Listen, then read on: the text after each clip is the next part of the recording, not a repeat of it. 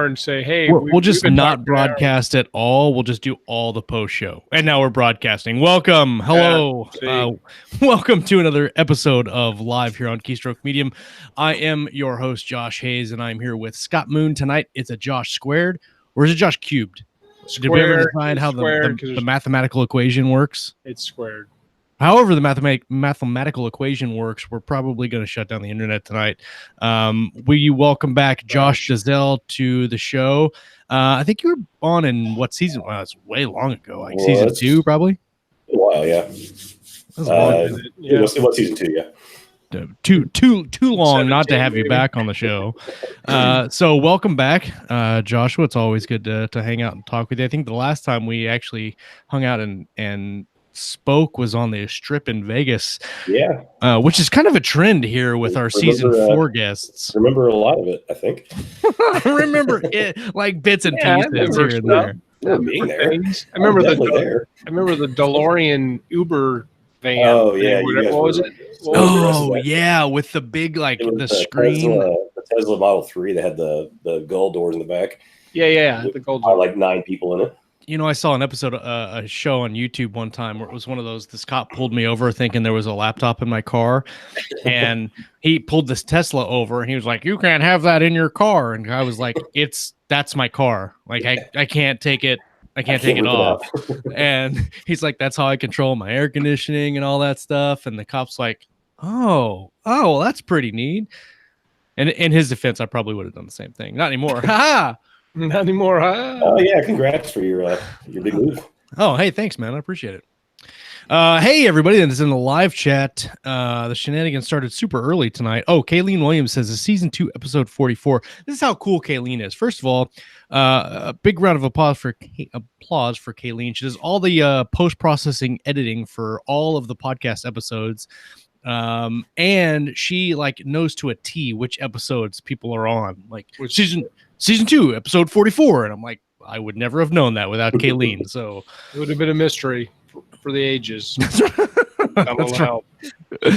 Well, the last time we were on, I think we were talking about Counter-Strike or Destroyer. Maybe it was Warship. Was it Warship? No, it was actually, I think we were talking about the second trilogy. Like, remember we were talking about when you break up a long-running series, breaking up into multiple trilogies for multiple entry points into a series. That's right. Yeah, that's right. We could talk about that later, maybe offline or something. But that may or may not be as good advice as I thought. So I'm kind of because it was an experiment I was trying to at the time. So I'm kind of going back and toying with the idea of remerging the series into one big saga. Because I found that I was really looking at the numbers, like the original Black Fleet trilogy.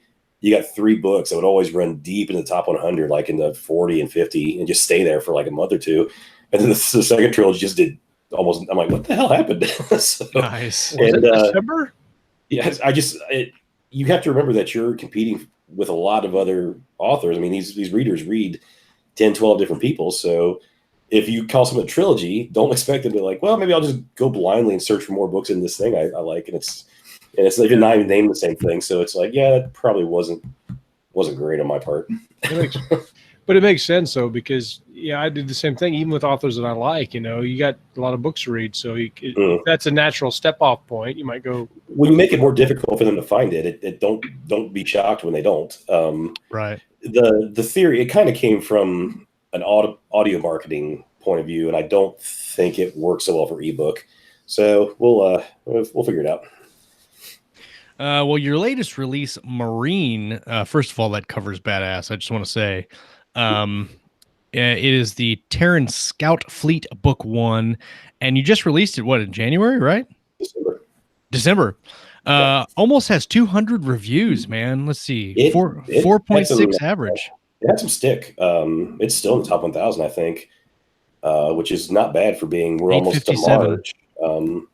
So yeah, it's stuck around the top. But not in the top 100, but it's a 120-ish for weeks and weeks and weeks. That's not bad. I'm happy with that kind of performance. He said that's not bad. Anybody else would be outside, setting off fireworks and dancing in the street in their underwear, and he's like, "Yeah, it's not bad. It's whatever." What I did do, which I liked, was the backlist, which you don't see a lot of that anymore. But this one really heavily sold the backlist. That's what if you look at the author ranking, I think I pushed to number 4 and 5 and stayed there for quite a few weeks. And I don't have any discounts running or anything or promos. So that's just to people going back and back buying the rest of the first series. Marine is the first book in a series that's a spinoff of my Omega Force series. And so this book ended up capturing a lot of people, I was hoping, and that had never read Omega Force. And so they went back and bought all 10 books and read up. So it's like, okay, cool. It did what I wanted to do already. So yeah, nice. Some nice super read through. So obviously we know each other and we've spoken a lot, and I think some of our regulars know who you are. But before we get kind of rolling on discussing Marine and then how it kind of relates to your other series, would you just introduce a little, just give us a little bit about Josh Dalzelle?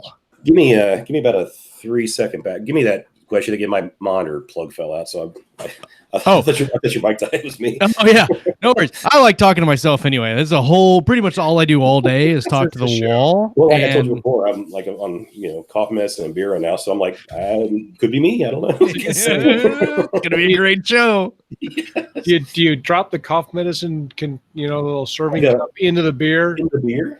Like a Boilermaker. Ooh, it's like a Mentos and Coke. A NyQuil bomb. Yes. Yeah. Rick Partlow says the next book should take place on a water planet, and you should call it Aquamarine. I don't like that. That's the kind of quality interaction we get from. I'm telling you, man, you don't get that anywhere else except on Keystroke. No, so tell us a little bit about maybe if we have some new guests or new viewers rather that haven't seen you before or know anything about you. Just kind of give us a lowdown on Josh Dalzelle. Sure. I'll just background since we're talking about the new book. The first series, Omega Force, is a human gets kind of accidentally shanghaied aboard a alien ship and gets kind of caught up in some stuff that he has to team up with these other aliens who are also fighters and work his way to escape. And in the course of kind of escaping, they kind of, they bond and form a team. And so by the end of the first book, you have the beginnings of what we call the A-Team in space. So they decide to all the shit they stole, the gunship and the money and everything. Like, well, we should just kind of just keep doing this to help people. And so that led through. God, I love that concept, man. 10 books, and then when I wanted to kind of spin this off, the main character Jason has a son that he knows about, but he's met him one time, and the kid in the boy's mind, dad just knocked his mom up and ran off, so he hates the guy. And Earth has just now propped up their own space military. So this kid enlists in the Marines and goes in, and they send him to space now too. So now he's part of this scout fleet. So now you have him. He's on kind of a similar. He's like a forward recon unit. He's on a small ship with a team of Marines that they go and forward observe before the rest of the main fleet moves in to kind of clear the area. And so the goal of this book was to delve a little bit more into a more traditional military sci-fi story within this Omega Force universe, without really polluting too much of that original story. Because in the original story, there's only one human, and I think that dynamic's important in that story. I don't want to bring in a lot of humans because then you've kind of made it a human story. So with the new character now, we have all kinds of cool. We got a guy with a chip on his shoulder and daddy issues, and so these two series will run in parallel to each other now on the timeline. And then further down the road.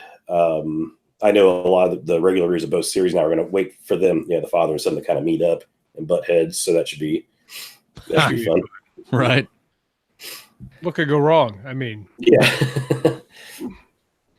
And so you mentioned that your Omega Force series is 10 books. And then we were talking earlier about the repeating trilogies or the consecutive trilogies. Is Marine going to be a long running series, or is it the Terran Scout Fleet series?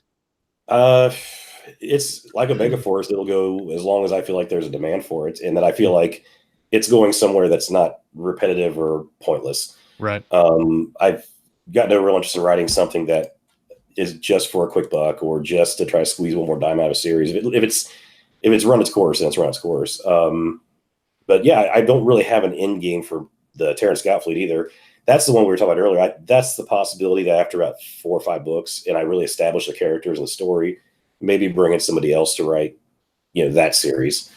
Gotcha. And let that go forward. So I see, like I said, I see a lot of people co-authoring right now. And it's working out well, and it's like, yeah, need to hook up with somebody before all the quality guys are all snapped up. Well, I'm already taken, so. Well, yeah, you guys are all writing with two, 3 people apiece. So I'll full up. But Josh has a beard, so he can like automatically doubles your productivity. That's true. Dude, yeah, you're full time now. You should be able to write like 50,000 words a day. Oh man, you know, my goal, my daily goal is 4,000. Today I got daily goal is 4,001. Yeah, today I got like 4,700. But like all last week, my days were like 2,500, 2,800, and it was. Yeah, well, it was like the first full week of full time, and then I had like my boy kept getting up at like 5 a.m, which is right in the middle of my writing time, and it was screwing everything up. But anyway, enough about me, because I could talk about me all day long. As long as we're talking about a Josh, any Josh will do. Yeah, really, that match one. But you have the Omega Force, you have the Black Fleet. Is the Terran Scout Fleet, is that primarily all you're focusing on right now, or are you going kind of back and forth between? Yeah, I'm still now I got 3 open series, which I try to avoid. So now it's 1, 2, 3. Everybody. So I'll do right now. I'm working on the next Black Fleet book, which has been kind of a pain in the ass because I haven't written in that series in over a year. So you start off and it's like I'm looking at this outline, like, what the hell is it? Who are these people? And so I have to go back and read the damn book I listen to the audio now, so I can go back and kind of re-immerse myself in like, okay, this is what the vibe of this series is, so I don't kind of cross-contaminate. And then it'll be the next Omega Force, then the next Terran Scout Fleet. And I'll go like that until this next Black Fleet trilogy is done, and then that'll be it for this. After 9 books, that'll be a done deal. And so how many books do you think you see yourself writing this year? Hoping 4. Oh, okay. So which for me is a lot, because I think I did 2 last year and 2 the year before. I talk to people like, I did 6 books. I'm like, damn, I'm so lazy. I did 6 books since last Tuesday. Yeah. Well, no, the only reason I say that's interesting is that most sci-fi writers in the indie market push out like 7 or 8 a year on average. So it's interesting to only do 2 or 4 or 6 or whatever. And I can understand that. Like I don't. 6 would really be pushing it at because I around 80,000 word length. I just don't write that fast. When I first went full time, I think I wrote 1 Omega Force book in a month, thinking I had to justify all this time I had in my hands, and it just burned me out. So between 2,000 and 3,000 words a day is a good comfortable. Like I can hit that every weekday and take my weekends off and still get my numbers I think I want. To really push harder than that, it starts to really feel like a grind, and it's like this isn't really what I want to do. So, well, 80,000 word books in the genre is 4 books a year at 80,000 words is more like 6 books or something like that. Yeah, a lot of them are 60 to 65 ish generally. Yeah, and I mean, if I bump down to 65, then I'm running into pricing issues. Like, do I feel comfortable, charging $4.99 for a 60,000 word book? Well, and your readers expect what you've been doing. Oh yeah, if I cut back now, I'd probably get you're gonna have a bunch of 2-star reviews. Well, but that's interesting too, because you set up reader expectation, and so if you set up reader expectation at 2 books a year, and then you start pumping out like 6 or 7, they're like, oh, this is too many, I don't know what to do. Or on the other hand, you start pumping out, I guess if I felt like I was, dropping out of awareness, where if I put a book out and people forgot who I was, it's like, well, it's because you're not releasing enough or whatever. But I still have really good, as soon as that mailing list hits, and as soon as the Discover Sci-Fi mailer goes out, and things like that, it really starts churning pretty fast. So I don't really, and the other thing, I don't seem to drop off as quick as some authors. I don't really see that 30-60 day cliff like some people. This book will stay, probably around 1-2,000 all the way through April, and then it'll really start to fall off then. But by then, hopefully, the next one comes out. So let's talk about that. Do you have any? Lots of people's ears are pricking up. Like, Yeah, all throughout the internet land. What? I'm very disappointed. This is going to be one of those questions where I ask a really technical. I'm gonna wrap it up right here. So I'm gonna ask a really technical question, and then Josh is gonna say, "I don't have any idea," and then we're gonna say, "Well, this is a great interview show," and we're just gonna skip that whole question. Yeah, let's circle back around to our dumb jokes. Really where we need to be. Right. So you talk about that it's going to stick, and that when your newsletter hits, and then obviously Discover Sci-Fi hits, that'll get your readers in there, and then it'll stick and it'll stay in the top. Because like right now, like I said, you're at 850, and so it's been what, almost 4 months, maybe 3.5 months, a little over 2, I think. So okay, so it's sticking. I mean, really, really well. Do you have any thoughts, or do you have any ideas on why it sticks as long as it does? Because most, like you said, most come off at a 30 or 60-day cliff. And you'll see it drop. Right. And I don't know. Omega Force I could explain away because it's a long-running series with a really loyal fan base, and it tends to, for some reason, even 10 books in now, you shouldn't expect releasing book 10 that you're going to have. You should be shedding readers by now. You should start to see the roll off on this series as right. This one seems to increase. Every new Omega release gets deeper into the top 100. Like this new one went like 83 or something when it peaked. And for kind of a corny adventure sci-fi series with, kind of a campy concept and name and everything, you really wouldn't think this would have this kind of pull.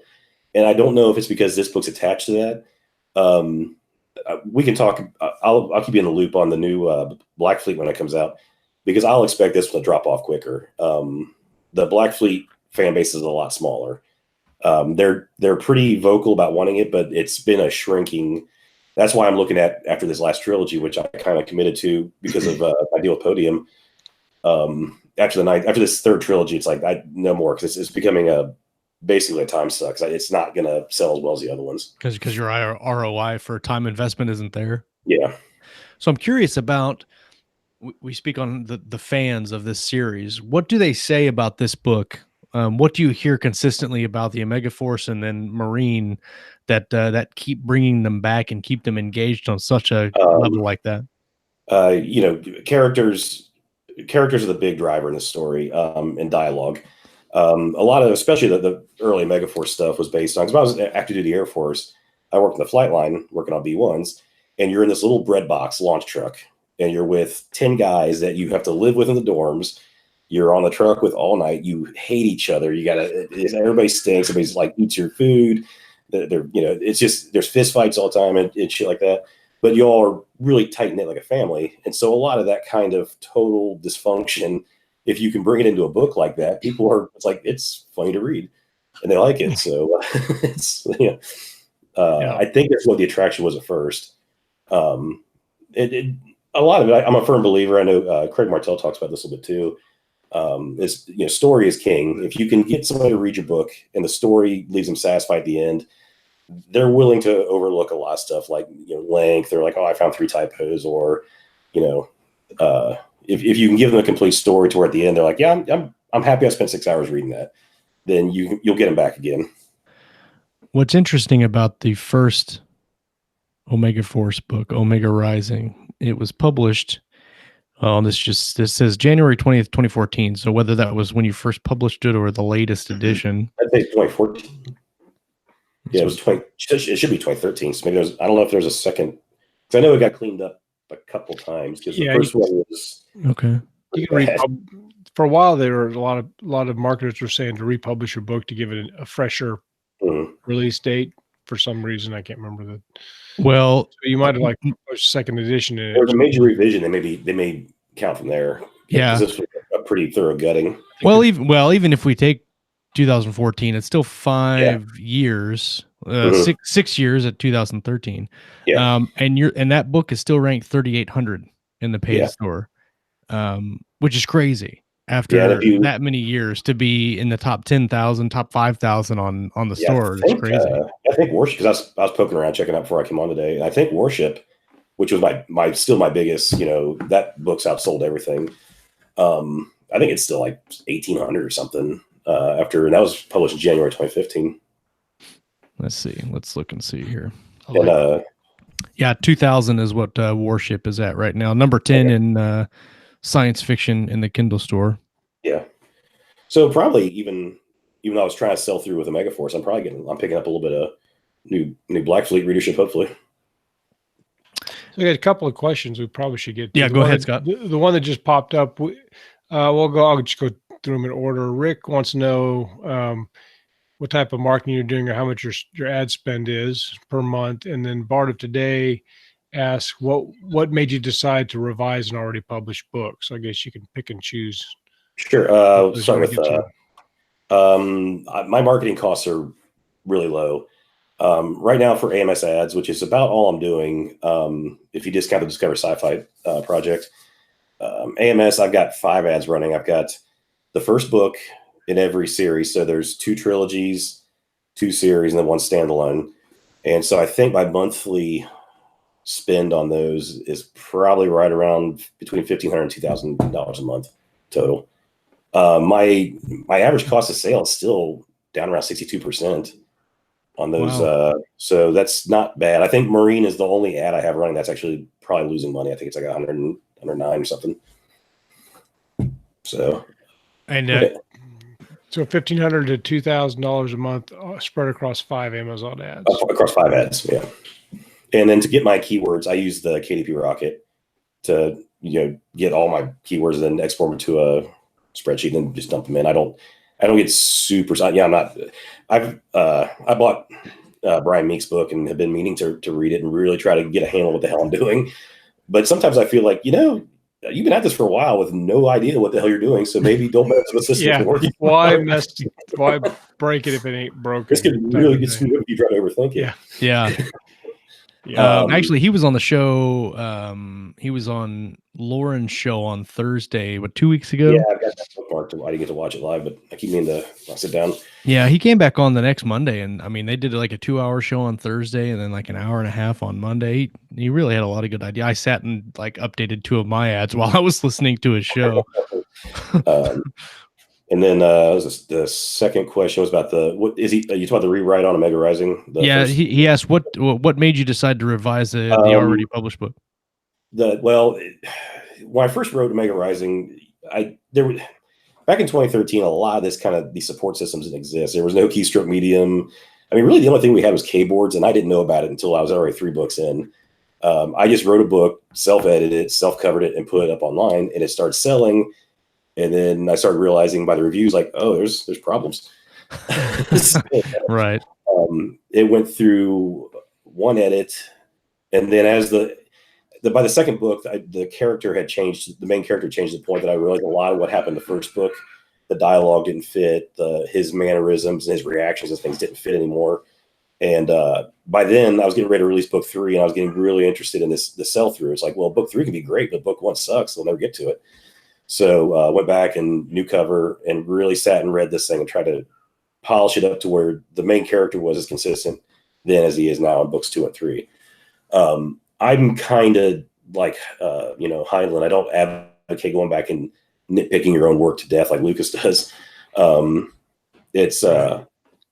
But you kind of can get into a bad cycle because you're always going to going to be a better writer, and so you're always going to look at your older books and go, I could fix that. I'm not talking about cleaning up typos because I mean that seems to just never end sometimes on right. Yeah, major structural changes. It should be something that there is drastic. And with Omega Rising, it was because I knew the Omega Force series was going to be something I was going to stick with for a while.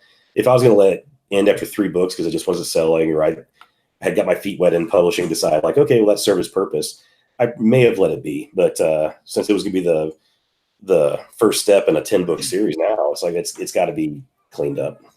Yeah, you got to draw them in on that first one. Like I said, I think the danger some people have, and I know I've done it before, is you get a book that's not particularly selling, and then you think going back and revising it is going to now make it sell, and probably it's not. Probably, and you're absolutely right. And that's where, because I was starting to see by the 3rd Omega Force book, I was starting to see that this is starting to pick up steam and generating interest, despite my best efforts to kill it with a crappy first book. So I kind of rushed through and and fix a lot of the issues I found. And, you know, I could go back again and do it again and revise it, and you could keep doing it. But yeah, you're right. Look at your time, what it's worth. And if you have a book that's, you know, if it's your only book in a series out and you think, well, if I revise it, it'll sell. If you've already recovered it and reblurbed it, and it's still, you're just not getting any bites of traction on it. That may not be the answer, because it seems like you're not even getting eyeballs on it. So it's not so much, it's not that people don't like it, which is what a revision would indicate. It's just not selling for some reason, not grabbing attention. And you know, there's two things there. One thing that K.R. McClellan said, he said $1,500 equals $1,500 a month on ad spend is not spending a lot. And then he said, oh, okay. But you know, when you talk about scalable and scaling ad spend, I mean, you weren't always spending $1,500 a month. No, you could spend nothing until it just became, you just almost can't do it without it if you want to get to a certain level. And I talk to people, and why I can say that not a lot is I talk to people who spend $30,000 a month. I'm not gonna name any names, but you know, there's people just dumping money into AMS right now, and I don't understand it well enough to risk that kind of cash on it. Right. And the ads I do have seem to be performing, so they just. I always tell the story that I went to the first Smart Artist I went to, and I think it was 2016-ish. Yeah, that's the one that I was supremely jealous at. No, that was met Josh and Richard without me. Yeah, that was my second Smart Artist. Oh. But so maybe I got my dates wrong. But at the first one I went to, there was a woman, I can't remember her name. I think she wrote erotica, but she had spent $111,000 one month on Facebook ads. And this is back then before ad spend was kind of the big thing.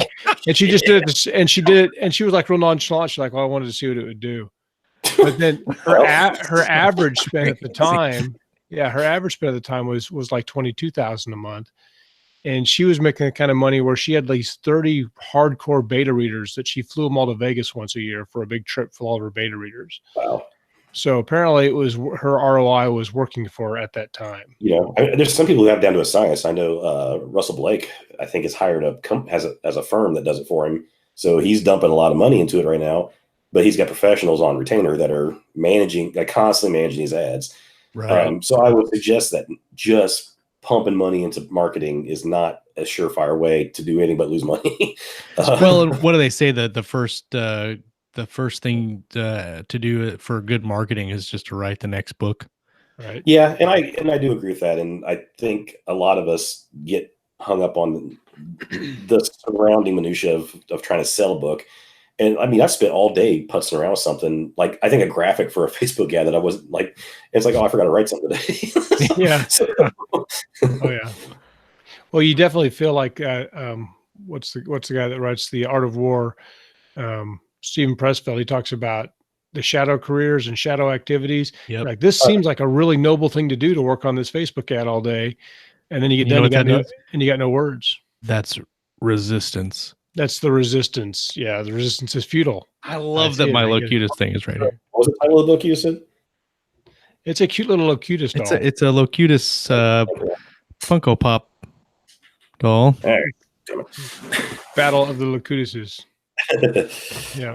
So, all right. Speaking of ad spend, we've got our show sponsor tonight. Our ad spend is not $1,500 a month, if you were wondering. We have very, very reasonably priced packages. I dare anyone to say that 3 times really fast. Reasonably priced packages on our website if you're looking for a good advertising opportunity. Today's show sponsor is Recon, the first book in Devon Ford's The Expansion series. And I'll read the blurb. The universe is expanding, and so is humanity's reach. Years after clean energy ended the world's reliance on fossil fuels, a lull of peace encompasses all of humanity.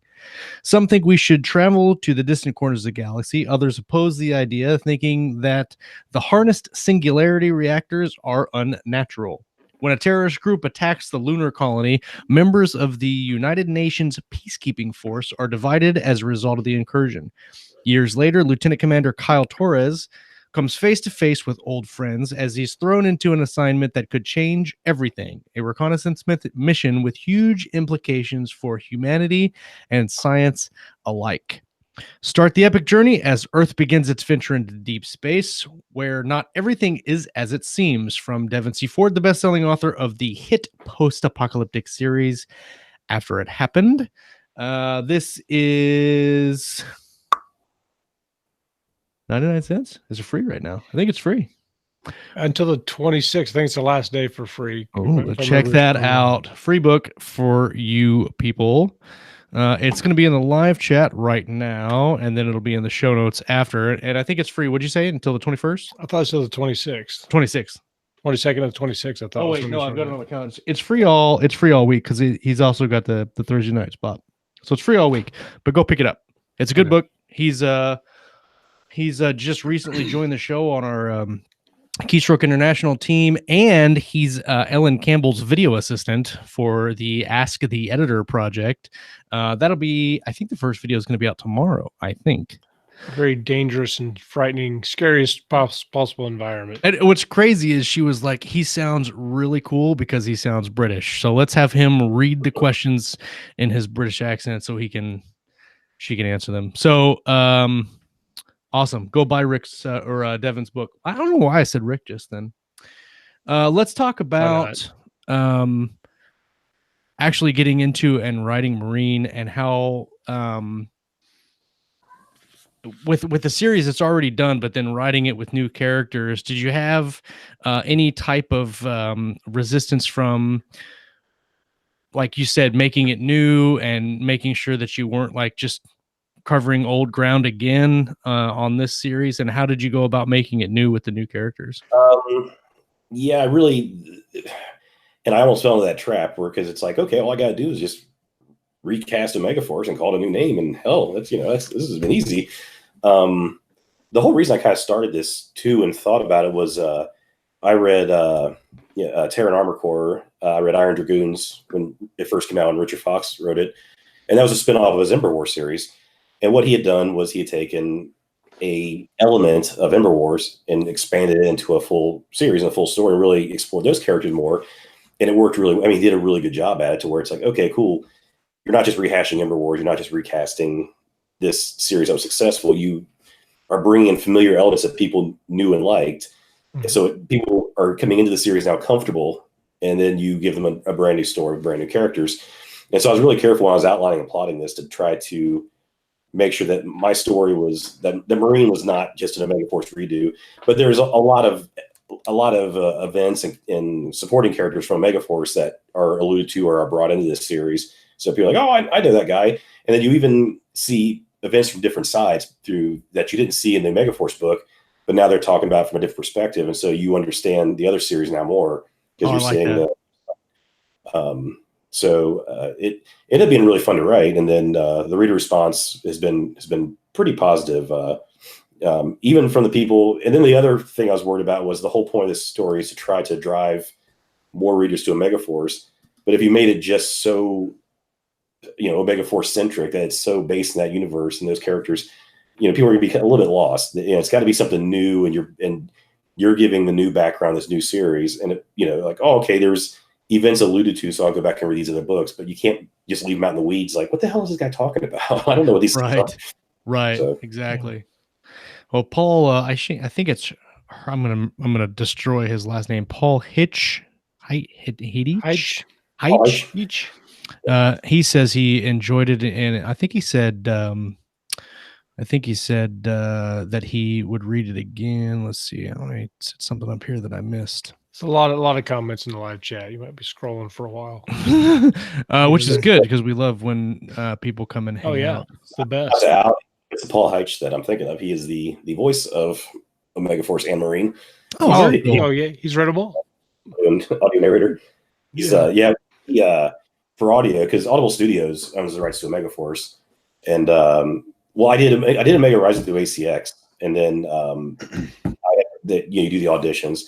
And I had picked Paul out of everybody. And then when Audible bought Omega Force, I had kind of lobbied and asked, like, can we keep this guy? Because he's already voiced the main character. He already kind of owns this guy now. And so he's been all 10 books. And so when Marine came out, then I just asked, like, let's just do ACX again and just do it direct and not futz around with asking the publisher, can we do that? Like, we'll just do it our way. Yeah. He said that he, when you were mentioning the rewrite of Omega Force, that he offered to re-record it. The first book. Actually, it's interesting because I think Paul was one of the. I was talking with Rep Bruno today on narrators for my Edge of Valor book, and I think Paul came up as one of the narrators. We were listening to a whole bunch of samples on audio from different books. Let me listen. Hold on. Yep, that was one of the ones. We had like 3 or 4 or 5 that we picked out that we liked. And Paul, you were one of them. So welcome to the show. Nice to meet you. Ish. Well, but that you bring up a good point though, because when you get used to a narrator, I think switching to narrator mid series could be difficult. Yeah. I actually, we could go into that more, but actually for only audio fans, I mean, you get a lot of people that buy both. People that just use audio or just listen to the audio, you just switch up. I mean, right now the main character in Megaforce is Jason Burke.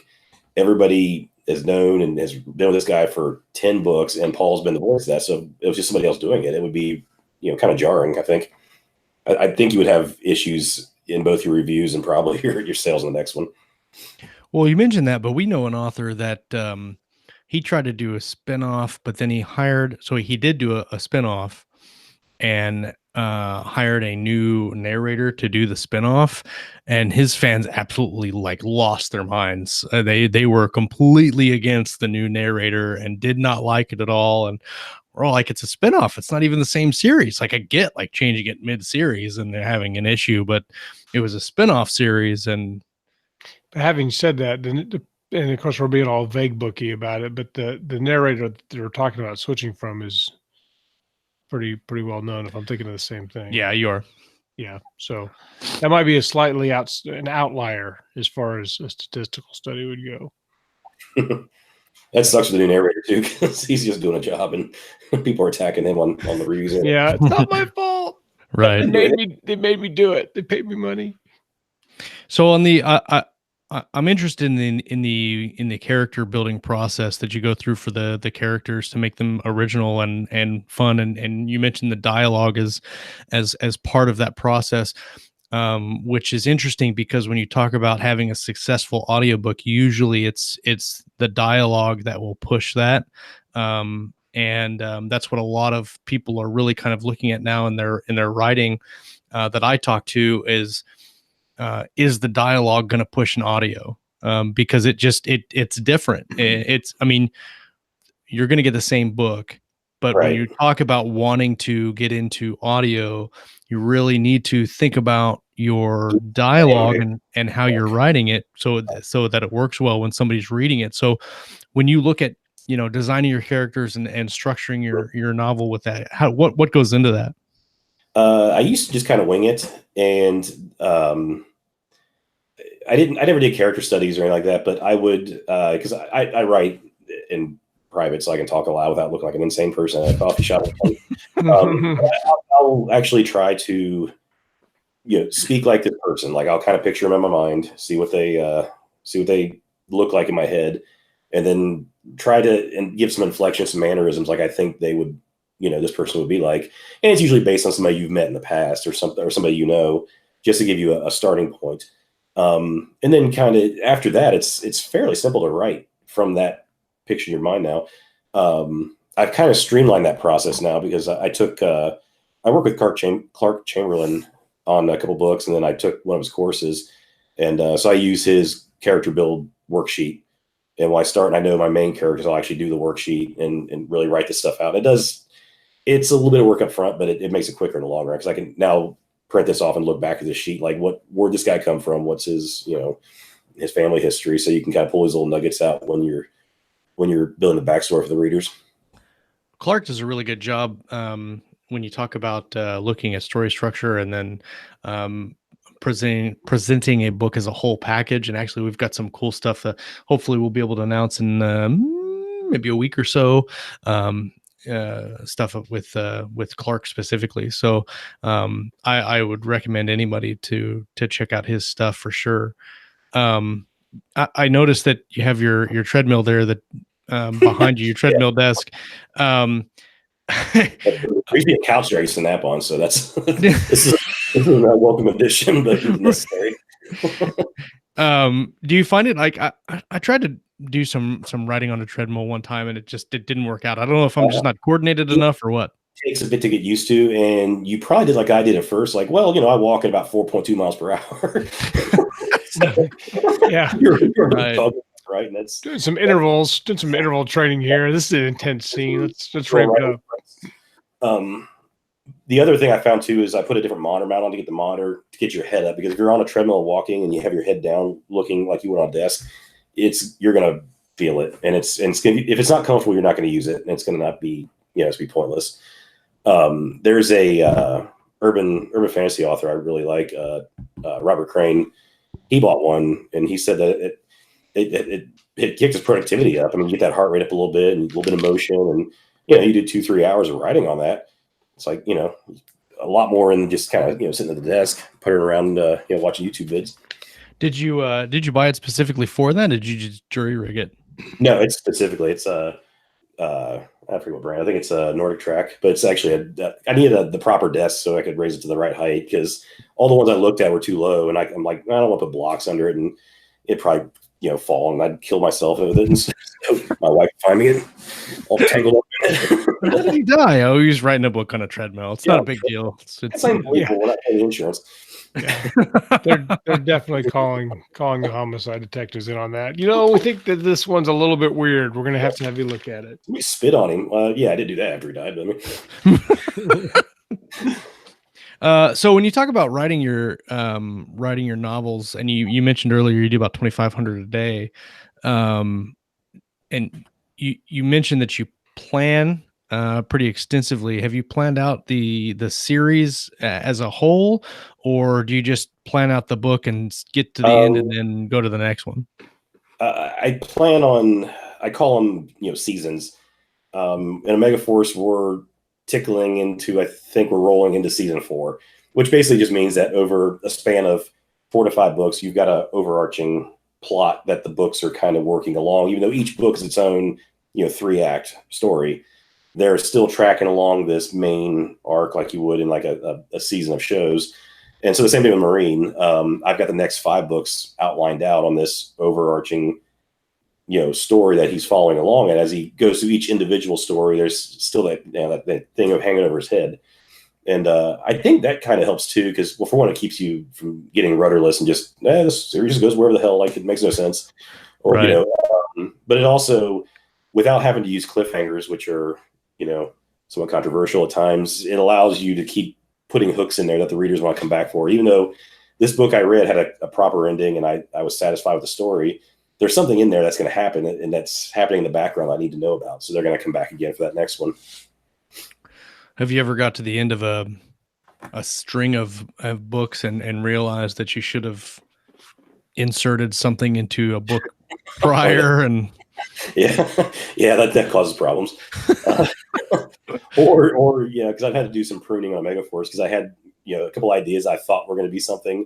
And I'll get questions on people will message me on Facebook and what about this? I'm like, what? And I'll have to go back and read it. Like, yeah, that didn't go anywhere. It's like, yeah, ignore that. That was red herring. Yeah, I meant to do that. I start calling. I'm like, no, I was to fool you. No, that's just you won the prize. It's like the golden ticket. I'm like, oh, you've won the golden ticket. Congrats. Give you free audio downloads to not mention it. Right. Don't tell anyone about it ever. Yeah. Nice. Do you run into some deals where you have to update your outline if you have several books outlined, or how do you handle that?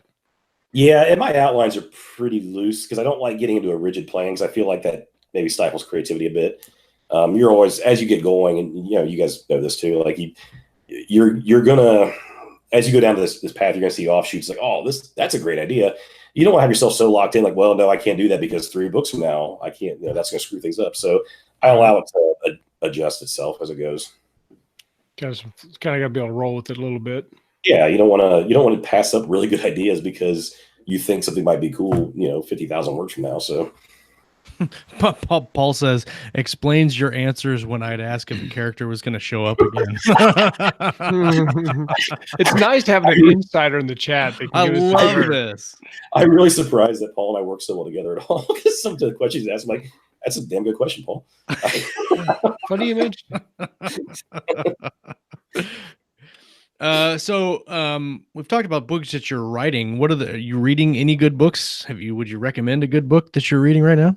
Right now, what did I just get done reading? Well, I'm reading Larry Corellia's the second book in his fantasy series out, Sons of the Black Sword. Oh, yeah. So I'm about halfway through that. And then the rest of the stuff I'm reading is research. I'm researching precognition and time loops for a project that's down the road. So I'm just kind of getting a base so I can kind of outline the science for a standalone that I'm thinking of. Precognition and time loops. Yeah, kind of the Josh. theory that every moment of time, humans perceive time in a linear fashion, but there's theories that each moment of time actually exists on top of itself, all at once. Right. So that's where premonition comes from, things like that. So kind of trying to find a way to fictionalize that in a way that's not a snooze fest and not copy Minority Report. But Right. Well, actually, I was thinking of Predestination. Oh yeah, with Ethan Hawke. That movie was really that blew my mind. It was a good movie, but the ending was like, whoa. Yeah, that's every once in a while. I like to do a couple standalone projects or keep them going, just so you don't get locked in these kind of ruts. I don't call them ruts. That's not fair to say. You're not stretching yourself or trying to push into new areas or boundaries. Like you can stay very comfortably in your military sci-fi niche or my little. What did Craig call it? The military space opera. Kind of, okay, this is where I'm comfortable and this is where I have establishment. So I'm just going to sit here in perpetuity. So every once in a while, it's nice to just take a chance on something and see, who knows? Throw it against the wall, see if it sticks. Yeah.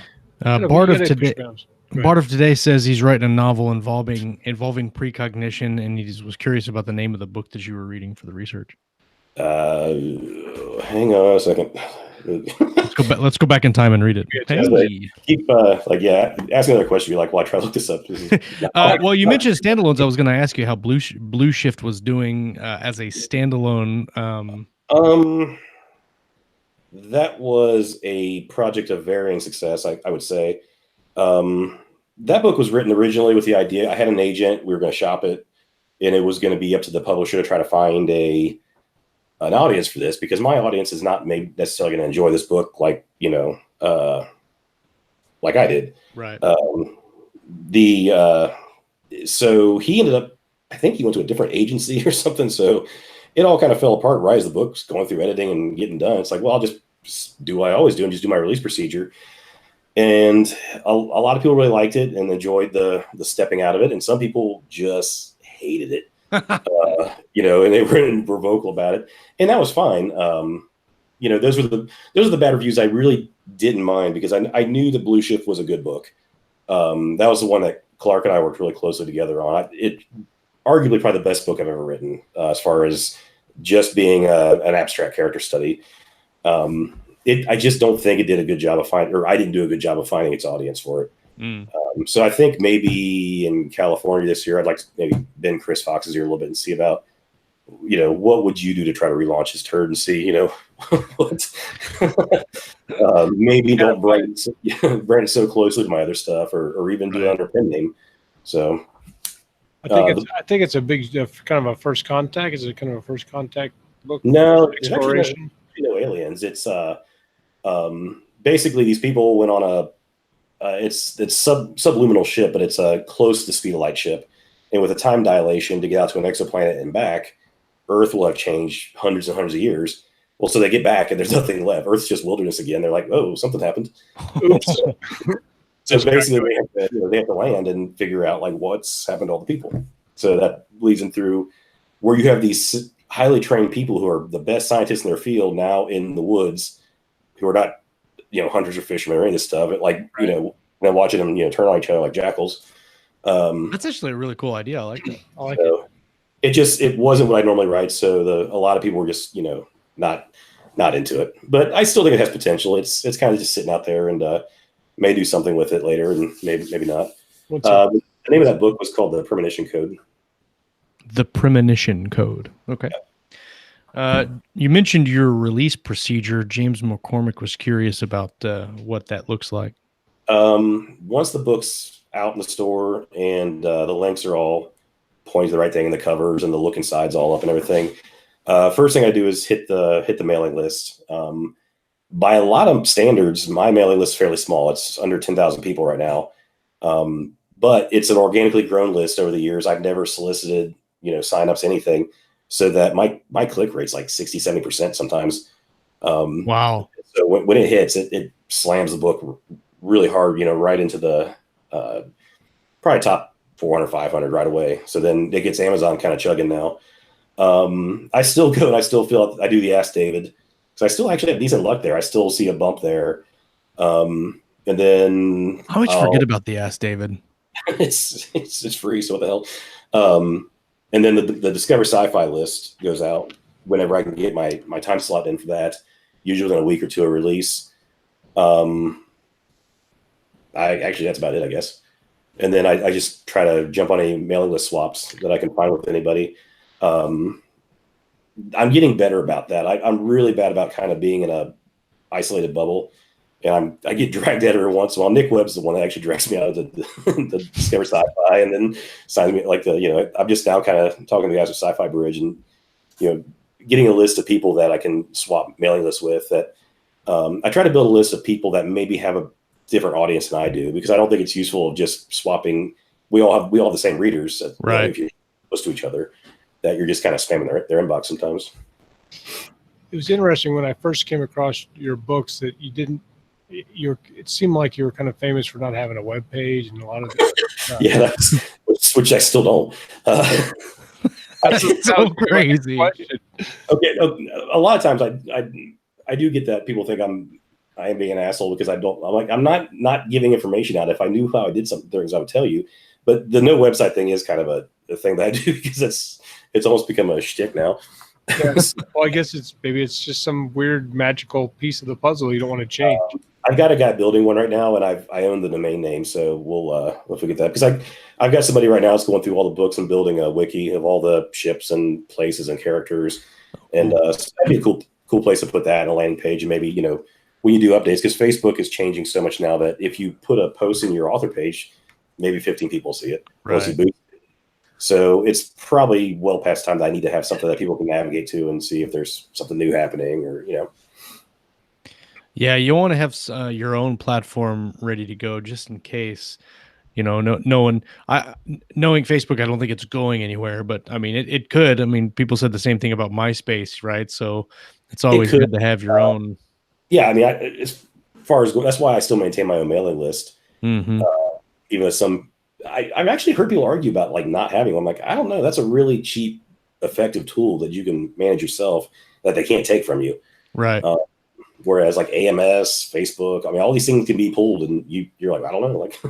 Yeah. I mean, if you build a big enough audience with your own mailing list and your own website, realistically, even if KDP went down, you could still sell your books through, as ways. Yeah. Yeah, you could sell them through PayPal on your own website. So Rob says he's waiting for Redshift. Redshift, yeah, that was Redshift. That was the companion book for Blue Shift. The outline does exist. I mean, it's all a matter of time. I think that if I could probably rebrand Blue Shift and see if I can get it into its audience, it would make the idea of writing Redshift a lot more attractive. Oh yeah. After getting kicked in the ball so hard after I released Blue Shift to a space opera, it's like, I don't know. I don't want to do that again.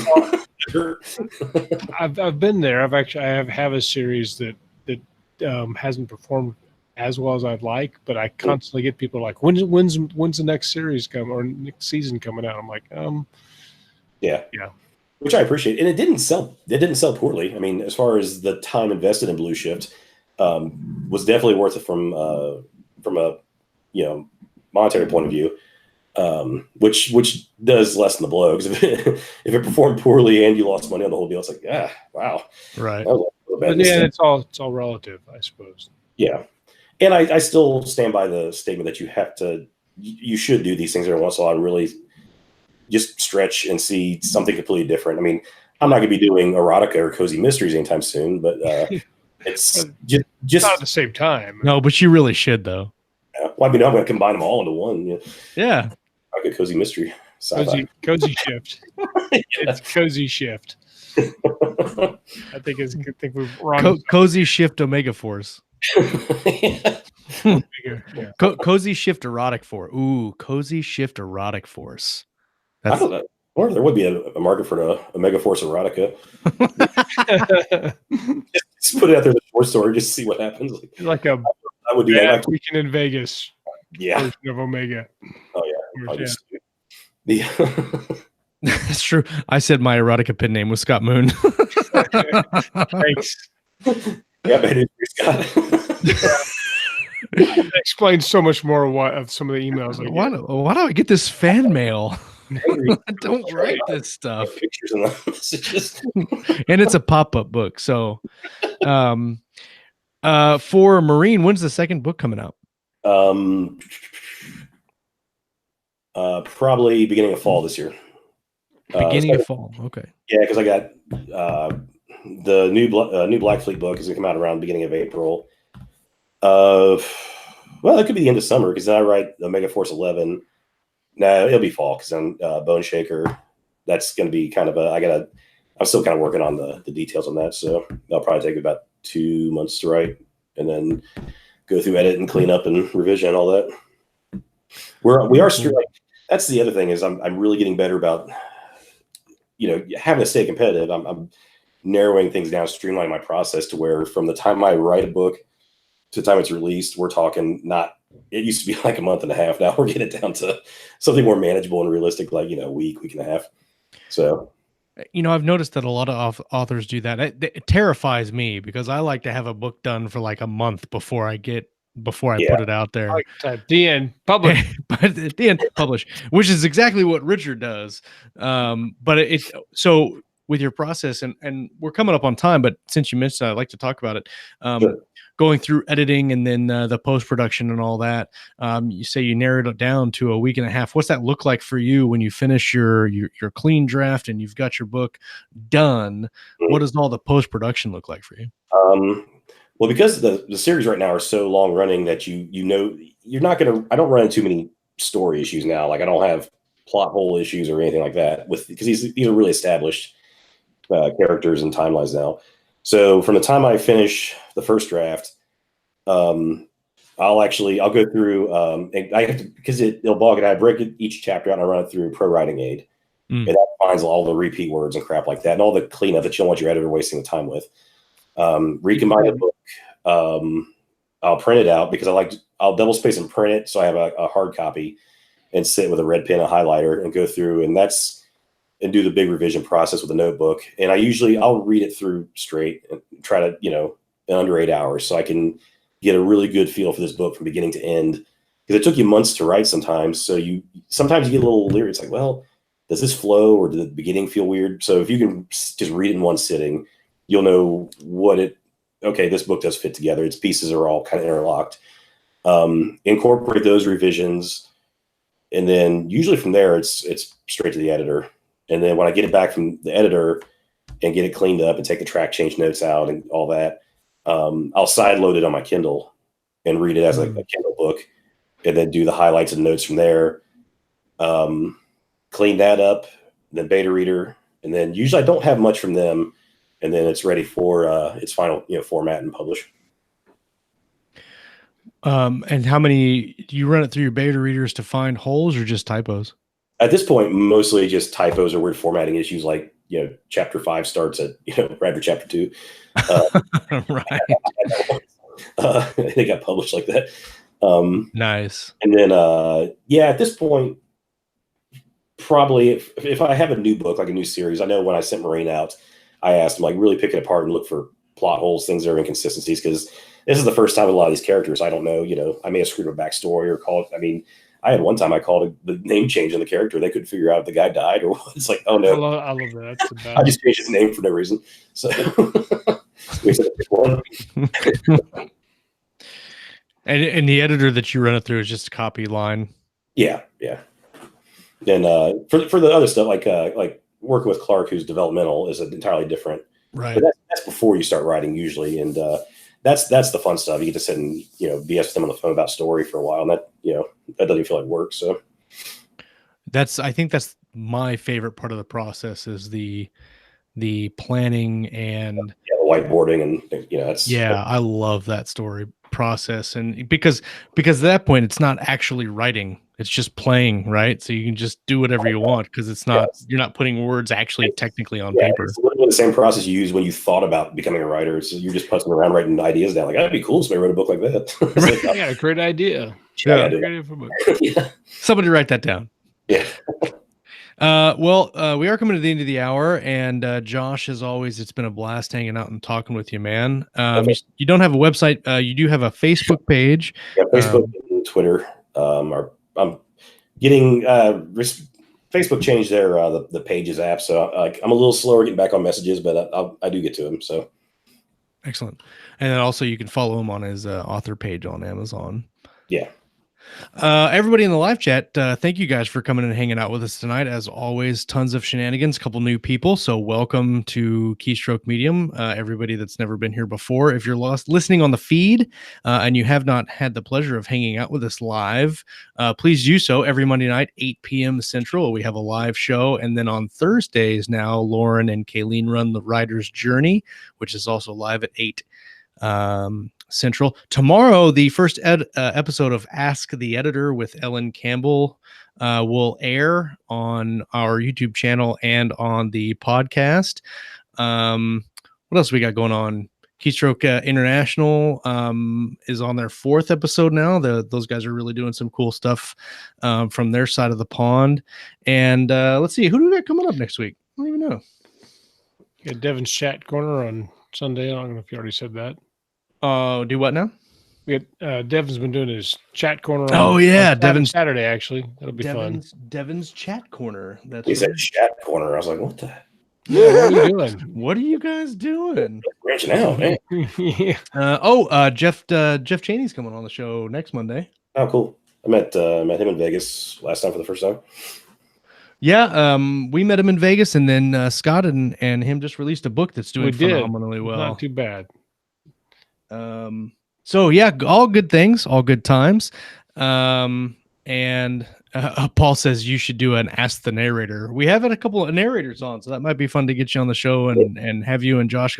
We'd like to have you and Josh come on, and you could spill all of Josh's dirty secrets. That would be the Josh's Dirty Secret Show. That's a special edition of Keystroke. We should have set it up so we have him on like right after this show. So like to sign off, we just cover. Okay, now tell us the real thing. Now just tell us everything. Yeah, just on a little panel at the bottom, but not say anything.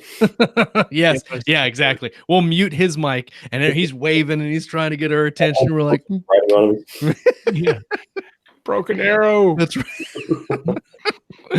Oh, thanks everybody for coming and hanging out with us tonight. We really appreciate it. If you have not subscribed, please do so. Like this video, leave a comment if you will, and then share this around on Facebook and with all your other peeps on Twitter or Instagram or wherever you're at.